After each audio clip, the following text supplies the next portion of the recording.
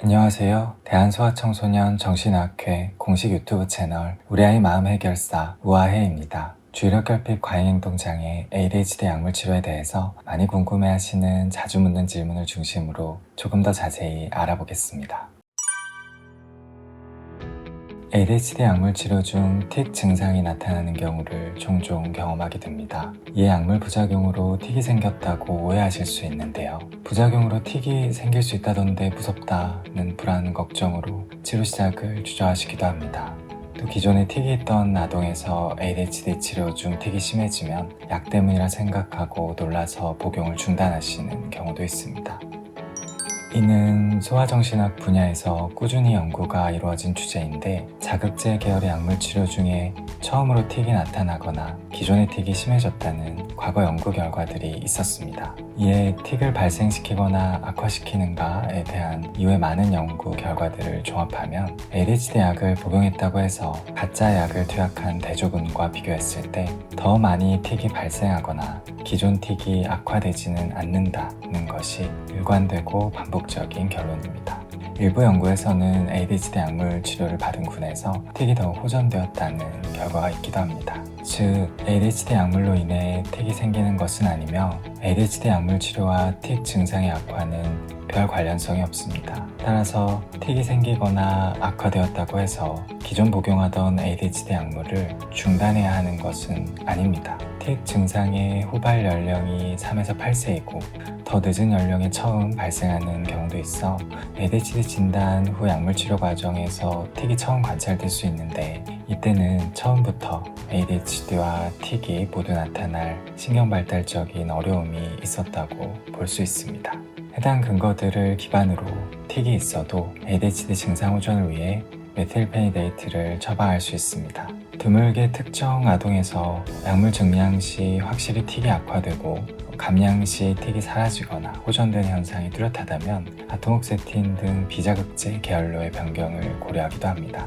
이때 틱 악화에는 메틸페니데이트 자체 영향보다는 약을 먹는다는 사실이나 불안, 우울 등 여러 요인으로 내적 긴장이 높아진 것이 영향을 주었을 수도 있습니다. 실제 그러한 상황에서 자극제를 감량하거나 다른 계열로 변경한 뒤에도 틱이 더 악화되기도 하고, 오히려 약을 더 충분히 쓰며 ADHD 증상, 불안, 긴장 등이 줄어드는 경과 중에 틱이 호전되기도 합니다. 이렇게 틱은 특별한 요인이나 환경 변화가 없이도 ADHD 약물의 처방이나 용량과도 무관하게 예측하기 어렵고 기복이 있는 호전과 악화를 반복하는 경과를 보입니다. 하여 ADHD와 틱을 별개의 독립적인 타겟으로 보고 두 증상 모두 치료가 필요하다고 판단될 때는 메틸페니데이트와 틱 완화 약물을 함께 처방하기도 합니다. ADHD와 비슷하게 틱도 유전성이 높은 타고난 신경발달적인 어려움으로 만성적인 틱 증상이 있을 때 50에서 80%까지 상당히 많은 경우에 ADHD가 동반됩니다. 또 ADHD 아동의 10% 정도에서는 만성 틱 장애가 있습니다.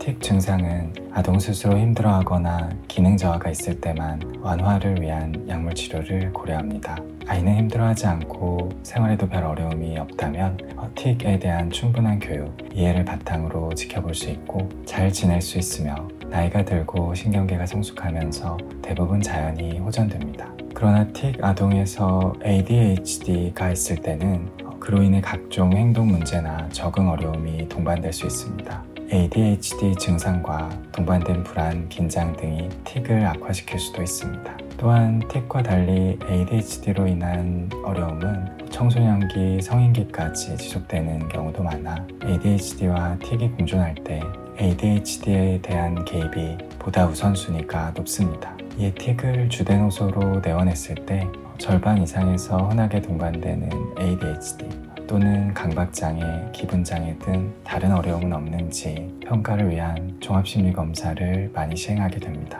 틱에 대해서는 필요한 경우에만 완화를 목적으로 제한적인 기간의 약물 처방을 하지만 ADHD에 대한 생물학적 개입, 약물적 도움은 보다 적극적이고 장기적으로 이루어집니다. 틱이 생기는 것 아닌가요? 와 관련한 내용들을 정리해 보았습니다. 앞서 정리한 여러 질문들, 답변들과 함께 약물 치료에 대한 걱정과 불안을 덜고 ADHD 아이들을 충분히 도와주는 과정에 도움이 되기를 바랍니다.